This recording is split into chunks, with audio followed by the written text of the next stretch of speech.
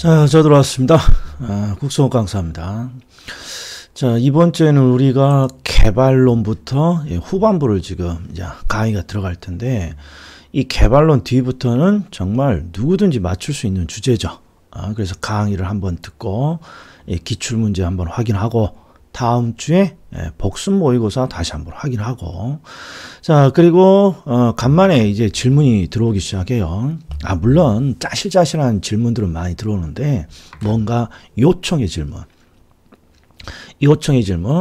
뭐 수업 중에 하셔도 되고, 뭐 카톡으로 하셔도 되고, 뭐 홈페이지에 하셔도 되고, 뭐 다음 카페 해도 되고, 네이버 해도 되고, 아무데나 하도록 그냥 다 창구를 만들어 놨어요. 뭐든 하나만 이용하시면 되는 거죠. 자, 거기다가 뭔가 요청을 하시면 제가 그 주제에 맞게 설명도 하고, 그 다음에 기출도 선별을 해서 풀어드려요. 이번 주에는 건부간과 건부중과, 이건 깨톡으로 질문이 들어온 거고, 또 수업 중에 뭐 가중평균과 관련된 문제 좀 해달라. 요거 제가 해드렸어요. 자, 일단 개발론부터인데 우리 시험에 기본적으로 개발에 2문제 정도 나와요. 그리고 관리 하나, 마케팅 하나, 그 다음에 지대이론도 꼭 하나. 근데 최근에 이 마케팅이 매년 안 나오고 있어요. 일단 한번 보시자고요. 자, 일단 스탑 하고 보십시오. 자, 28회 기출이고 뭘 물어봤습니까? 개발의 위험. 그러면 개발의 위험은, 자, 기본적으로 우리는 위험이라는 걸 많이 다뤄요. 투자론부터는. 투자론의 위험. 그러면 사금, 법인유, 시운치. 이 투자론의 위험은 뭐에 따라 나누는 거예요? 위험의 종류는 원인에 의해서 나누는 거죠. 원인에. 그러니까 사업상의 위험은 투자가 사업, 임대사업 때문에 위험이 발생했다. 금융위험은 금융 때문에 위험이 발생했다. 이런 뜻이잖아요. 그리고 이자율, 우리가 금융에서도 위험이 있죠. 금융에서도 위험. 금융에서의 위험은 항상 암기 코드가 세로로 암기했죠.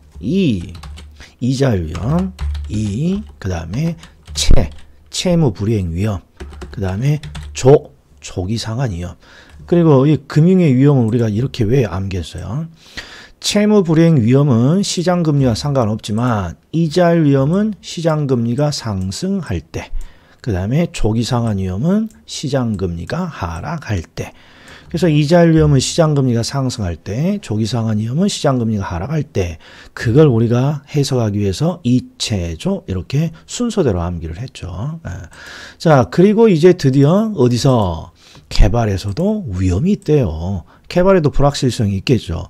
그리고 워퍼드라는 학자는 개발 위험을 3가지로 나눠요. 이걸 우리는 두 문자 따서 법, 시, 비 이렇게 나누는 거죠. 그러면 이거 해석은 어떻게 돼요? 항상 위험의 종류는 원인. 자, 시장 때문에 위험이 발생했다. 개발에. 그죠? 시장이 불경기여서 위험이 발생했다. 비용 위험하면 개발 비용에 뭔가 문제가 생겨서 위험이 발생됐다. 뭐 이런 거죠. 자, 2번 부동산 개발 사업의 추진에는 많은 시간이 소요되므로. 이거 아주 대단히 중요한 문구예요. 부동산 개발은 시작을 하면서 완성될 때까지 많은 시간이 소요되죠. 그래서 불확실성이라는 위험이 존재하는 거예요. 불확실성이란 위험. 그래서 시장 위험에 노출된다. 이렇게 되네요. 자, 3번. 자, 부동산 개발 사업의 진행 과정에서 행정의 변화에 의한 사업 인허가 지연. 자, 지금 위험이 뭐 때문에 만들어졌냐? 그러면 행정의 변화로 인해서 사업의 인허가가 지연돼서 위험이 만들어졌다는 뜻이에요. 근데 출제자가 물어보는 게 뭐냐? 요 뒤에요. 우리는 항상 위험을 다양하게 나눠요. 첫 번째 워포드라는 학자는 개발의 위험을 원인에 따라서 법률, 시장, 비용, 법시비 이렇게 나눈단 말이에요. 근데 어떤 학자는 또 어떻게 나누냐? 자, 개발업자의 위험 중에 개발업자가 스스로 관리할 수 있는 것이냐, 관리할 수 없는 어쩔 수 없는 위험이냐, 이렇게 시험에 나오기도 해요. 그런데 이 지문은 행정의 변화로 뭔가 위험이 발생됐잖아요. 개발업자인 시행사나 시공사에 의해서 만들어진 게 아니라, 그래서 얘는 스스로 관리할 수 없는 위험이다. 이렇게 나와야 돼요. 자, 법률 위험을 최소화하기 위해서 이런 표현이 대단히 중요하겠죠. 뭔가 위험이 존재하면 항상 그 위험에 대한 대책을 수립하죠. 대책을. 대표적인 게 우리 투자론에서는 위험이 발견됩니다. 그러면 그 위험을 낮추기 위한 노력으로 또 어떤 것들을 했어요. 포트폴리오, 보수적 예측 방법, 위험 조정 할인율법, 두 문자가 재보할감 포트폴리오. 기억이 나야 된단 말이에요. 그리고 이자율, 우리 금융에서는 이자율 위험 등을 은행이 은행이 피하기 위해서 변동금리 상품을 판매하고 이런 것들이 하나씩 정리가 돼야 된다. 여기는 법적인 위험을 최소화하기 위해서 어떤 방법을 씁니까? 토지 이용 계획이 확정된 토지를 구입한다 이렇게 돼 있어요. 이 토지 이용 계획은 공법에 의해서 만들어지죠. 그리고 토지 이용 계획이 변화되면 그렇죠. 이게 뭔가 개발의 불확실성이 만들어질 수 있죠. 따라서 이런 걸 법적 위험이라고 하는 거죠. 자, 아무튼 이건 굉장히 잘 나옵니다. 토지 이용 계획이 확정된 토지를 구입하는 것은 개발의 법적인 위험을 최소화하기 위한 것입니다. 이렇게. 네, 5번. 예측하기 어려운 시장의 불확실성, 즉 원인이 시장의 불확실성이 개발에 영향을 줍니다. 그러면 시장 위험 이렇게 되겠죠. 네. 자, 2번 스타트. 자, 2번은 기본서를 본다고 배울 수 있는 내용이 아니에요. 29회 뿐만 아니라 우리 개발에서 이런 형태의 상식적인 문제가 대단히 잘 나옵니다. 지금 문제를 봤더니 아파트 개발 사업이고 이때 사업에 긍정적인 영향을 주느냐 이걸 찾으라는 거죠. 그럼 항상 개발이라는 건 토지나 어떤 원자재를 구입해서 그걸로 완성을 시킨 다음에 뭔가 파는 그런 형태잖아요. 그럼 첫 번째, 자, 공사기간이 연장됐습니다. 이 공사기간의 연장은 비용을 증가시키는 대표적인 원인이에요. 그렇죠? 부정이죠, 부정. 대출이자율, 개발을 하려면 대출이 필요하죠. 개발 자금에 대한 대출. 대출이자율이 상승하면 대단히 부정적이죠. 부정적. 자, 분양이라는 건 팔아먹는 건데 초기에 분양률이 저조해요. 아유, 난리 났잖아요. 부정. 그 다음에 인허가시 용적률의 증가. 아, 이거 하나가 딱 긍정이죠. 우리는 흔히 용적률은 건물의 부피를 나타내죠. 건축법에서는 다양한 어떤 전문가적인 표현을 쓰지만 그냥 용적이라는 건 부피, 최적을 말해요. 최적. 그래서 건물의 용적률이 늘어나면 늘어날수록 건물의 판매 수가 늘어나는 거예요. 그래서 요거 하나가 호재. 나머지는 지금 부정이죠. 자, 매수 예정 사업 부지 가격이 상승했어요. 부정. 그래서 정답은 하나 이렇게 되겠습니다. 자, 3번 스타트. 자, 27회 기출이에요. 자, 부동산 개발업의 관리 및 육성에 관한 법령. 아, 여기 평가사 시험, 중개사 시험 아주 잘 나오고 있어요. 우리 개발업이에요. 개발업, 개발이 아니라 개발업. 자, 부동산의 개발의 업을 관리하고 육성하고자 하는 법률이 있습니다. 당연히 여기에서는 개발업이 무엇인지를 규정하고 있겠죠. 그 개발업이란 타인에게 공급할 목적으로 부동산 개발을 수행하는 업을 말합니다. 그리고 여기에 뭐가 또 들어갔냐. 이 부동산 개발업의 관리 육성에 관한 법률에서 개발에는 시공을 제외합니다. 이런 표현이 이 법에 들어가 있는 거예요. 시공이라는 행위는 제외한다. 요게 이 법률에 들어가 있는 내용이에요. 이건 가끔씩 우리 모의고사나 시험에 잘 나오는 거죠.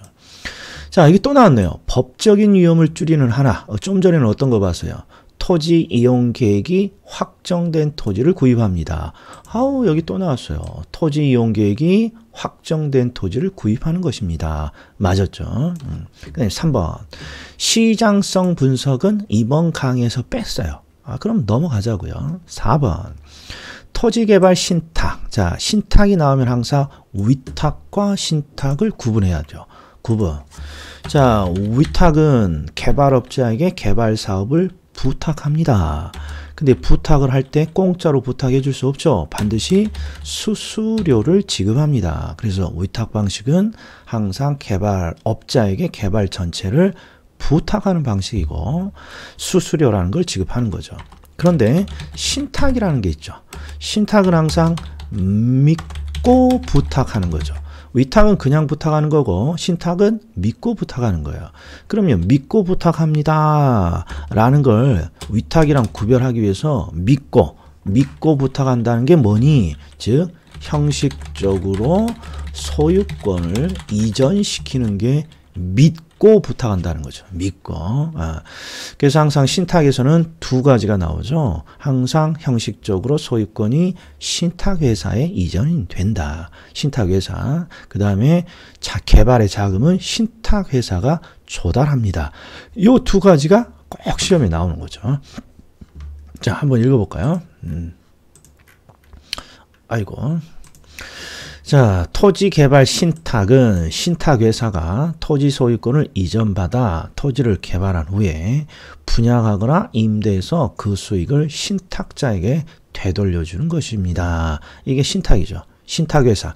이 토지개발 신탁은 신탁회사의 하나의 상품이에요. 신탁회사는 뭐든지 믿고 맡겨라, 믿고 부탁해라 그런 회사라 그러죠. 신탁회사는 누군가로부터 믿고 부탁을 받는 회사예요. 그리고 수수료를 받죠. 근데 이 토지개발 신탁 상품이라는 건 토지 소유자가 토지 개발을 하고자 해요. 이때 누구한테 믿고 부탁한다는 거야. 신탁회사에게 믿고 부탁하는 거야. 그리고 수익이 나면 그걸 토대로 받으면 되는 것이죠. 그래서 4번은 옳은 지문이겠네요. 자, 그 다음에 BTO. 자, 민간 투자 사업 방식, 민자 방식이죠. 일단 민간이 개발을 했습니다. 그러면 여기가 build죠. build. 그 다음에 시설의 준공권, 수시설의 소유권을 준공과 동시에 공공에 넘깁니다. 이게 트랜스퍼죠. 소유권을 넘긴다. 트랜스퍼. 그 다음에 민간은 시설관리 운영권을 갖습니다. 운영권을 갖습니다. 그러면 오퍼레이트가 떠올라야죠. 오퍼레이트. 그런데 주의할 게 있어요. 주의할 게. 자, 민간은 시설관리 운영권을 갖습니다. 여기서 끝나는 게 아니라 공공은 그 시설을 임차하여 사용합니다. 라고 이렇게 나왔어요. 그러니까 운영을 하는데 어떤 방식으로 운영을 합니까? 임대차라는 방식을 쓴다 이런 말이에요. 그래서 이 민자 사업에서 용어는 임차라는 용어가 있으면 반드시 임대차라는 용어 리스가 들어가야 돼요. 리스가 이건 하나의 약속이니까 꼭 기억해 놓으셔야 돼요. 단순히 민간은 시설 관리 운영권을 갖습니다. 여기서 딱 끝나면 BTO 방식이지만 뒤쪽에 운영을 임대차로 해. 이런 표현이 있으면 임대차를 살려서 리스라는 표현이 들어가야 돼요. 그래서 BTL 이렇게 돼야죠. 자, 4번 스타트.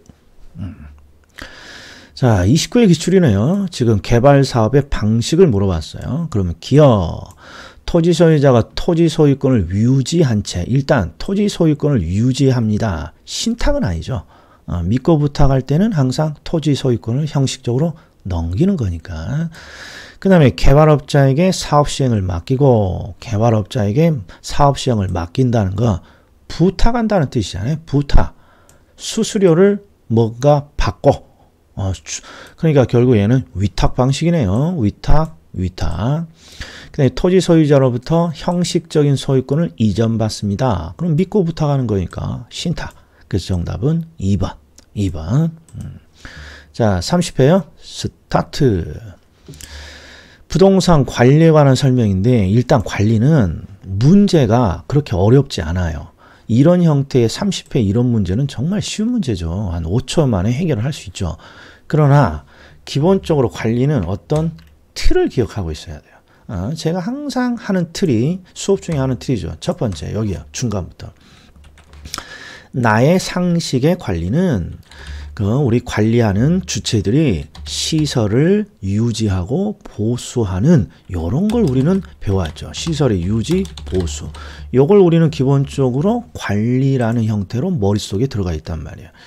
이런 걸 우리는 뭐라고 부른다? 이걸 시설관리라 그러고 이 시설관리는 기본적으로 뭐가 필요해요? 시설에 대한 기술적인 지식이 필요하잖아요. 그래서 이런 걸 우리는 기술적 관리라고 합니다. 이게 딱 요게 틀이에요. 우리가 알고 있는 시설을 유지하고 보수하는 이런 관리는 시설을 유지 보수를 목적으로 하니까 시설 관리고, 이러한 시설 관리는 기술이 필요하니까 기술적 측면의 관리라고 한다, 이런 말이에요. 그런데 이제 전문 관리인이 등장하면서 사회가 요구하는 게 많아요. 항상 공인중개사라는 이 직종이 전문화되면서 고객들이 원하는 게 많잖아요. 뭐 더 해달라, 뭐 더 해달라, 뭐 더 해달라. 바로 이것도 마찬가지예요. 관리가 전문화되면서 관리 주체들에게 뭘 요구하느냐.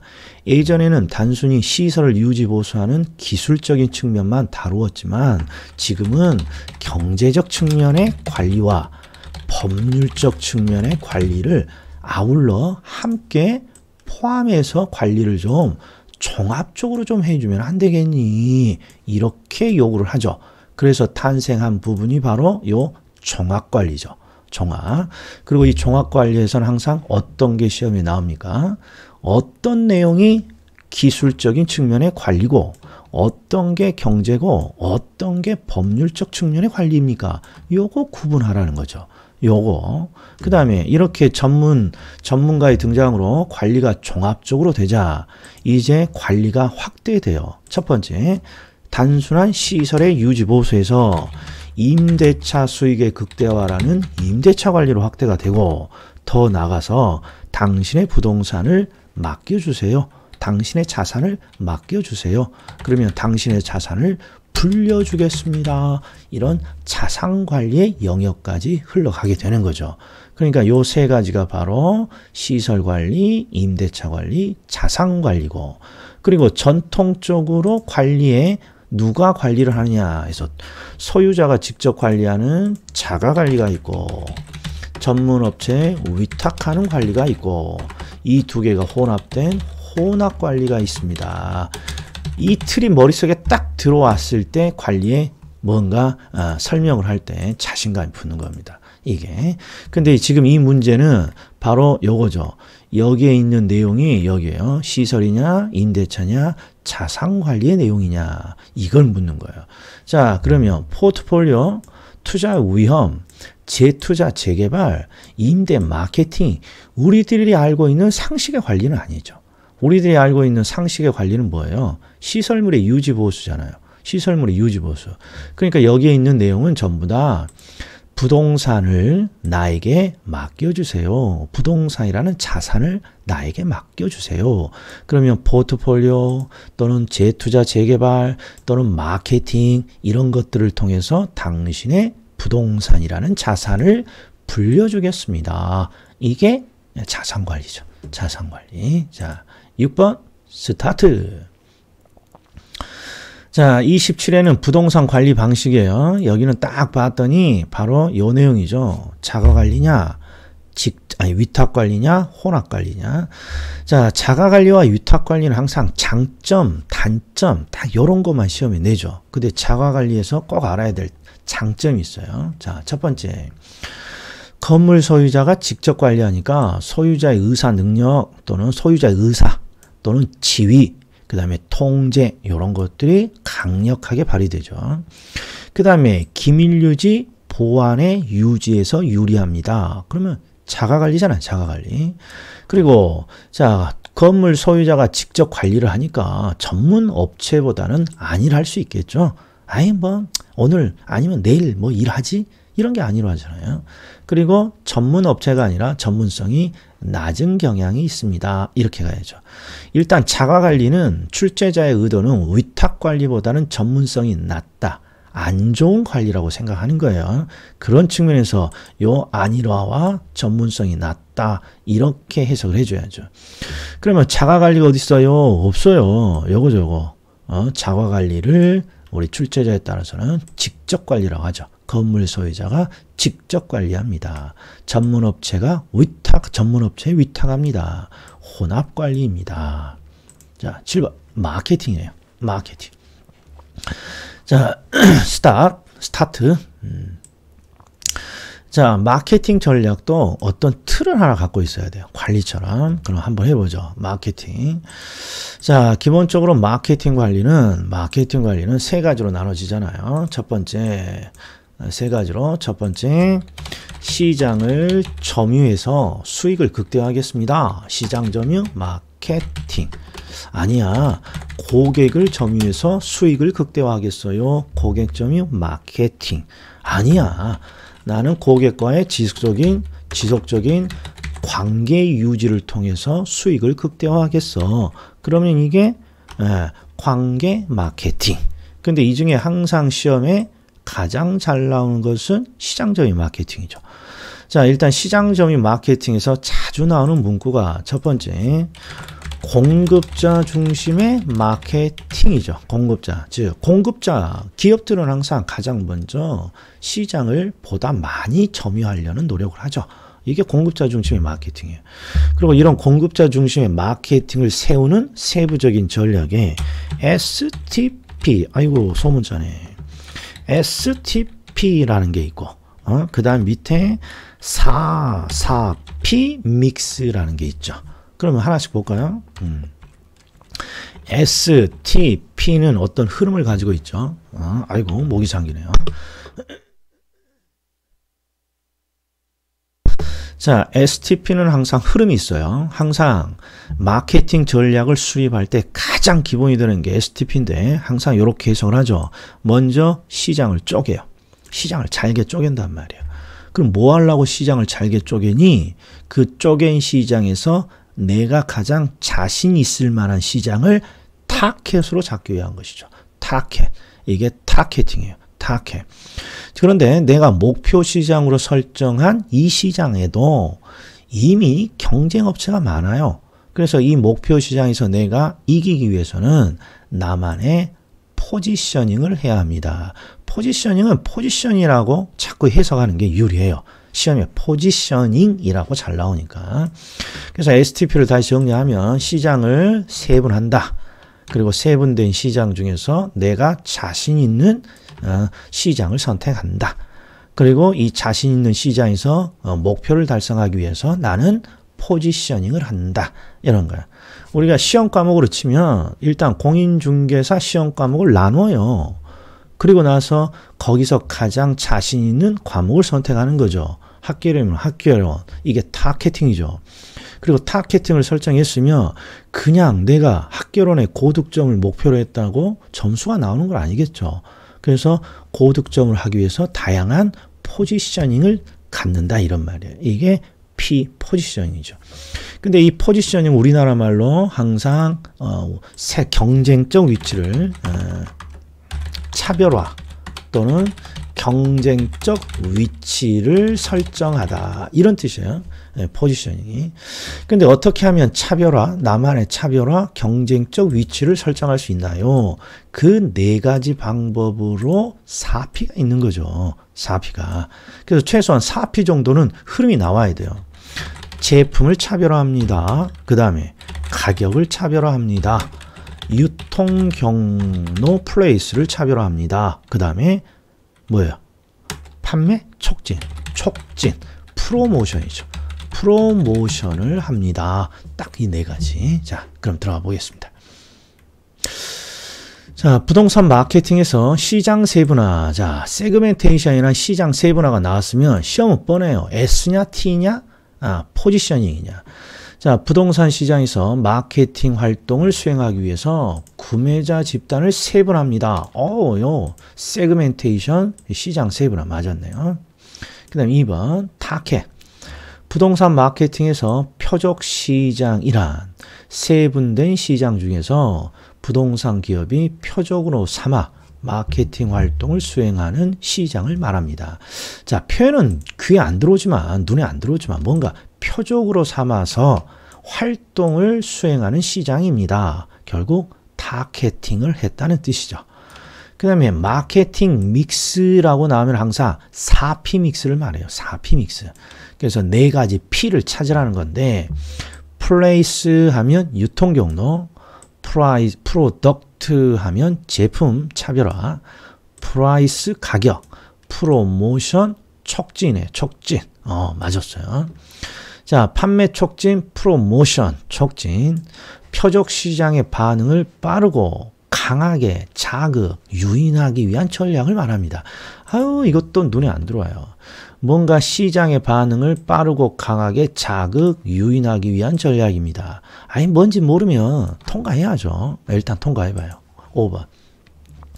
부동산 마케팅의 가격 전략 중 빠른 자금 회수를 원하고 지역 구매자의 구매력이 낮습니다. 자, 빠르게 자금을 뽑아내고자 하고 그 다음에 구매력이 낮은 지역이니까 고가 전략을 이용합니다. 이거는 비상식이네요. 저가 전략을 써야죠. 그러니까 정답은 확실히 5번이에요. 자, 판매 촉진을 봐요. 판매 촉진으로 사용하는 대표적인 방법이 뭡니까? 경품을 지급합니다.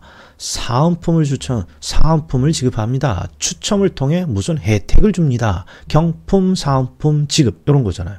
그러면 경품과 사은품을 지급하는 이유는 물건을 보다 많이 사달라는 거예요. 많이. 그게 바로 시장의 반응, 즉 소비자들의 반응이겠죠. 기업의 입장에서는 소비자들의 반응을 빠르고 강하게 자극하고자 하는 거예요. 어떻게? 구매하도록. 그러니까 소비자들의 반응을 구매하도록 구매를 빠르고 강하게 할 수 있도록 자극 유인한다. 이게 촉진의 뜻이네요. 자, 8번. 쉬운 문제예요. 자, 사피에 대한 겁니다. 살짝 올려볼게요. 자, 스타트. 자, 대표적인 우리 마케팅에 대한 문제예요. 27. 요 사피를 구분하라는 거죠. 자, 아파트 단지 내 자연 친화적인 실개천을 설치했어요. 아파트에 뭔가 실개천을 설치했다는 건 아파트라는 제품을 차별화시킨 거죠. 또 다른 게 뭐냐? 지상 주차장을 지하화했다든지 디지털화했다든지 보안 장치를 디지털화했다든지 가장 시험에 많이 나온 거 제품의 설계, 아파트의 설계를 뭔가 차별화시켰다. 이런 내용이 잘 나옵니다. 그 다음에 중개업소를 적극 활용합니다. 얘는 유통경로죠. 우리 부동산의 유통경로는 딱 세 가지밖에 없어요. 직접 팔 것이냐, 분양 대행사를 활용할 것이냐, 공인 중개업소 사장님을 활용할 것이냐, 직접 팔 것이냐, 대행사를 활용할 것이냐, 분양 중개업 사장님들을 활용할 것이냐. 여기는 지금 중개업 사장님들을 적극 활용, 그러니까 유통경로. 그 다음에 시장 분석을 통해 분양가를 책정한다고 돼 있으니까 가격 차별화. 그 다음에 리얼. 아이고, 추천 보이네요. 추천. 경품 추천으로 가전제품을 받고자 해요. 추천, 경품, 사은품, 판매 촉진이죠. 그래서 정답은 4번인가요? 4번이네요. 살짝 줄였습니다만. 자, 9번.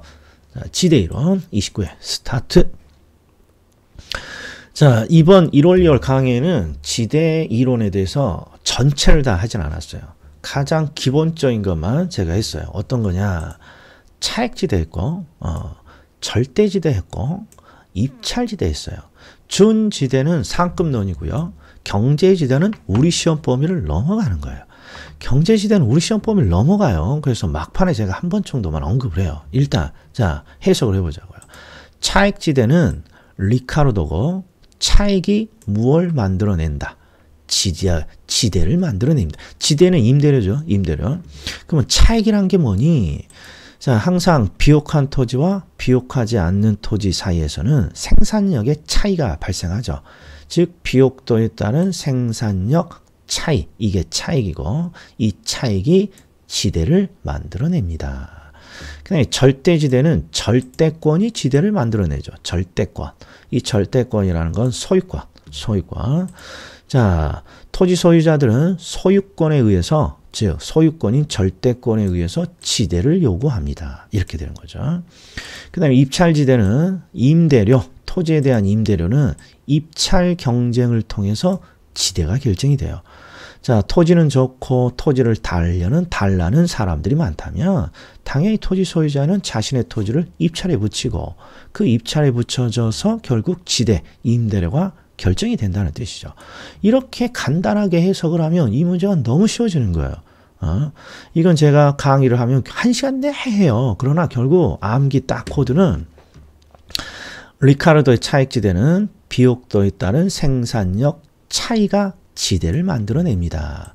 그래서 끝에 비옥도와 무관합니다. 이게 틀렸잖아요. 비옥도를 강조하는 것이죠. 그리고 위치를 강조하는 건 튜넷. 근데 여기는 없어요. 그 다음에 절대지대. 절대지대는 소유권. 예전에는 소유권을 절대적인 권리라고 했어요. 그래서 절대권이 지대를 만들어냅니다.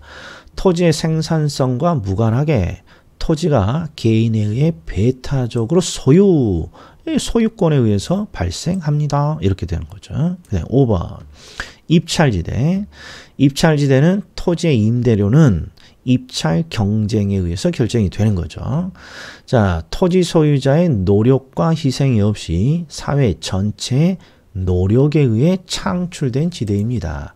자, 이런 것들이 문제예요. 이 강사 입장에서는요, 이거 한 문장도 안 맞아요. 한 문장도. 근데 우리가 굉장히 낯선 지문이어서 이게 맞았는지 틀렸는지 에리무리 하시죠. 자, 아무튼 이미 정답은 찾았어요. 옳은 거 찾으라고 했으니까 3번이 정답이잖아요. 자, 준지대나 경제지대는 제가 따로 또 해설해 드리고, 지금까지 또 제가 찍은 유튜브 짤막한 강의 이런 걸 쭉 뒤져보면 준지대, 경제지대 이런 게 있어요. 먼저 보고 싶은 분은 그런 거 좀 참조하시고요. 일단 정답은 3번. 5번은 말도 안 돼요. 자, 마지막 문제 10번. 자, 20편의 기출인데요. 얘는 조금 난이도가 있어요. 자, 한번 스타트. 자, 해보세요. 자, 풀으셨나요? 자, 해보죠. 지대이론. 자, 리카르도 하면 차액지대. 차액지대 하면 항상 뭐가 떠올라야 돼요? 비옥도에 따른 생산력 차이가 지대를 만들어내요.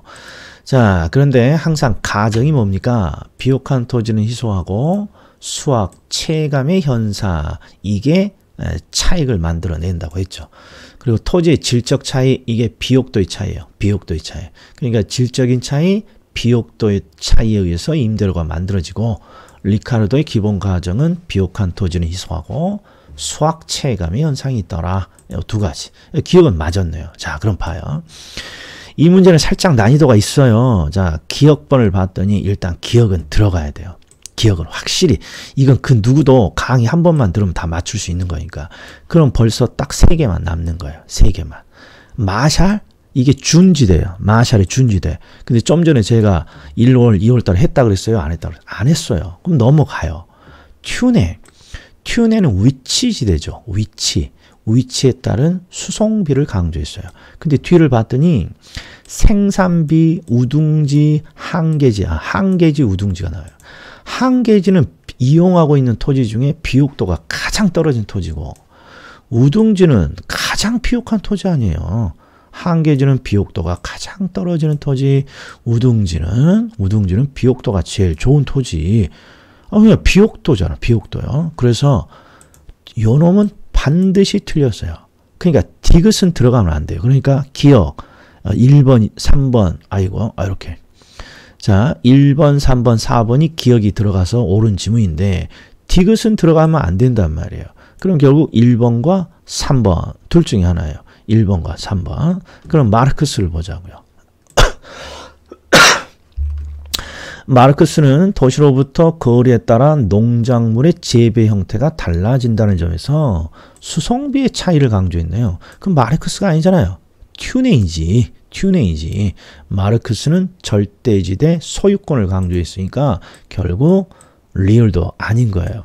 그래서 결국 마샬의 준지대를 모르더라도 최소한 정답은 찾아낼 수 있다, 이런 말이에요. 찾아낼 수. 그래서 이건 나중에 좀 하고 정답은 찾아냈다. 자, 오늘 이번 주에 제가 강의 중에 할 기출 문제 미리 해설해 드렸습니다. 자, 꼭 반복해 주십시오. 자, 다음에 뵙겠습니다.